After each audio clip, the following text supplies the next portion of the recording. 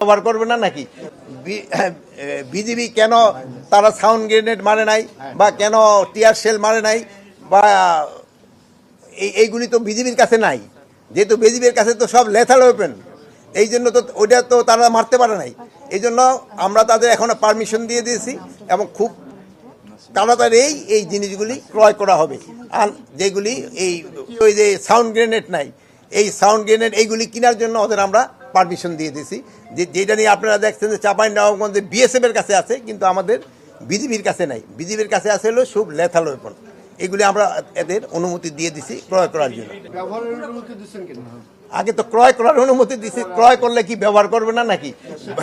যেসব যান ইয়ের জন্য ভাবির জন্য বাজার করে নিয়ে আন, সেসব বলেন নাকি এটা রান্না করার অনুমতি দিছি কিনা? ওটা তো রান্নার অনুমতি লাগবে না।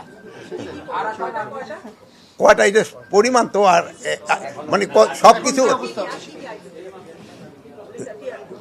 মানে লেথাল ওয়েপন আগে ছিল, আনলেথাল যেগুলি আছে ওইগুলি। প্রাণঘাতী অস্ত্র তো ওদের দেওয়াই আছে, প্রাণ সময় কোনটা ব্যবহার হবে। সীমান্তের অবস্থা এখন মোটামুটি স্টেবল অবস্থায় আছে, কোনো রকমের বড় ধরনের কোনো সমস্যা নেই।